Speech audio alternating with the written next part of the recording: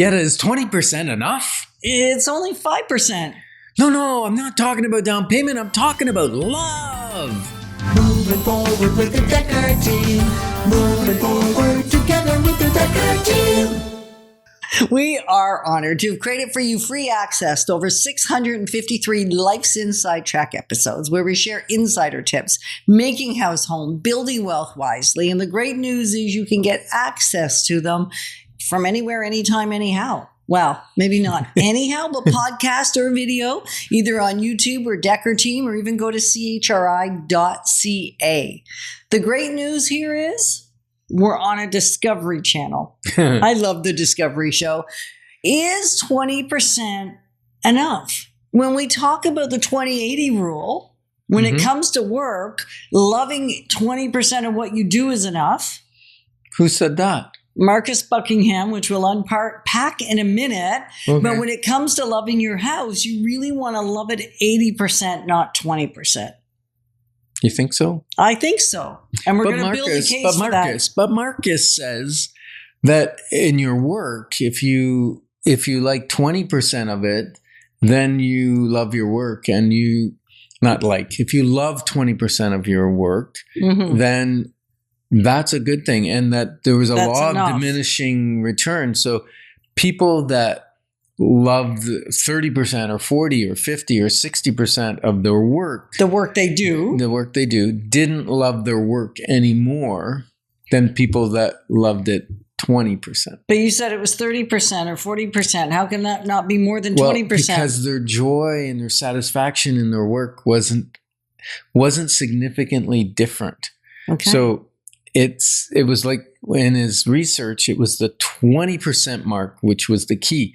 If you loved less than 20% of your work, then you really didn't like your work at all. And then it was didn't hard bring to sustain satisfaction or joy to you. Hard to stay with it. Yeah.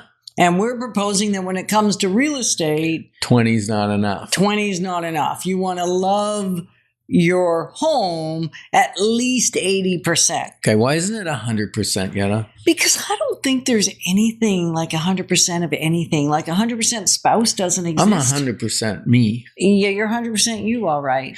And you're not, I don't, and you don't either, value and appreciate and like, can't get enough of 100% of me or me of you. Let me think about this, because I think I love you 100%. Not 100% of all my little crazies.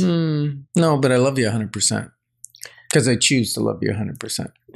Okay. Because I choose to overlook some of the minor imperfections because of the greatness of the package.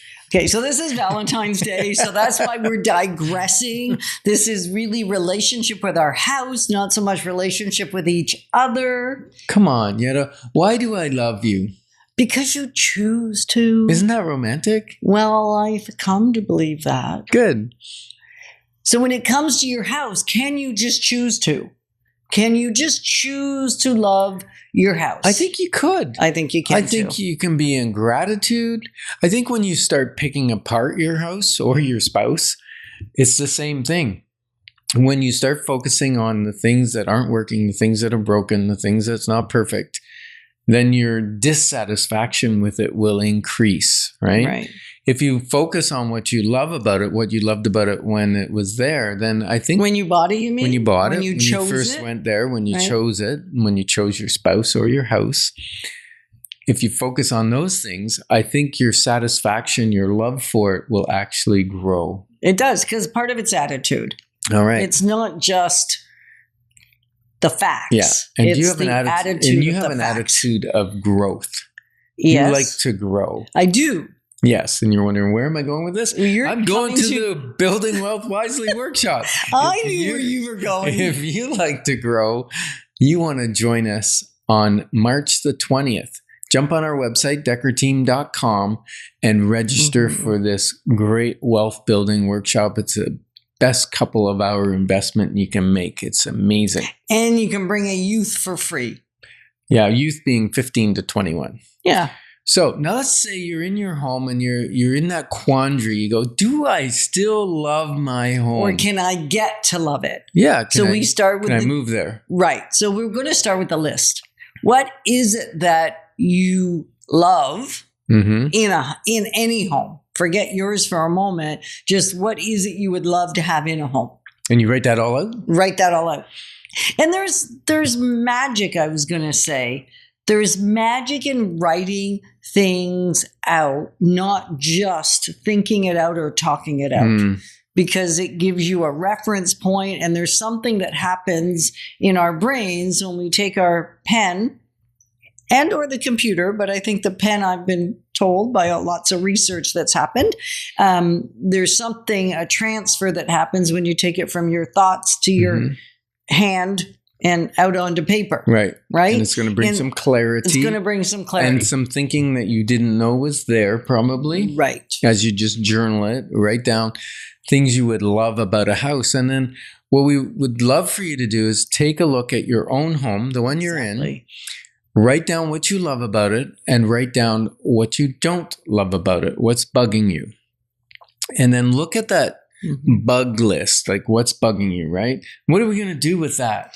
We can do one of two things. We're going to just burn it and get rid of it, right? Like we want to lose it because there's a point in fixating on what we can't change. But the question we're going to ask ourselves is, what can we change so that we would love it?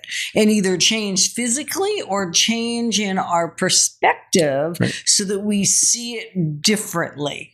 So what's an example of a perspective of something you didn't like in our house? Or didn't love, and then you saw it differently. It was dark, in our master bedroom. In the primary bedroom, it had very little windows, so it was relatively dark. And then we had to say, okay, do we live with it? Do we accept that? Do we move, or can we change it?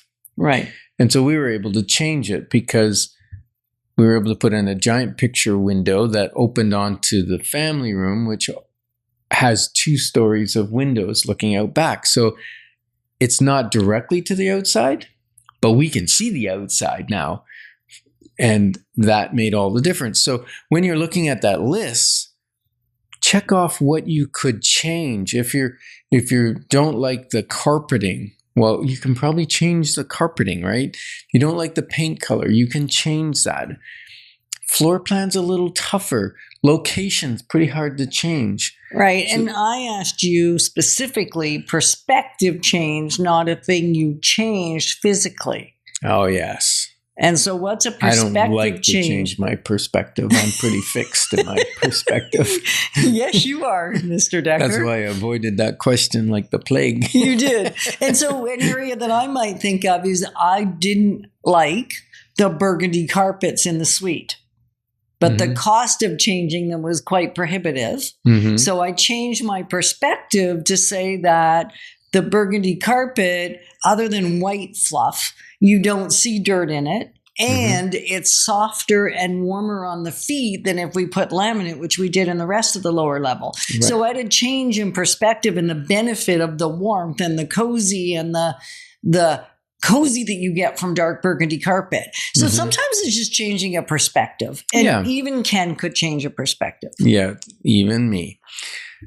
So our question is, do you love it or do you leave it? And we're glad that we can be clarifying your options, because when your options are clear, your wisdom will flow. Moving forward with the Dekker Team. Moving forward together.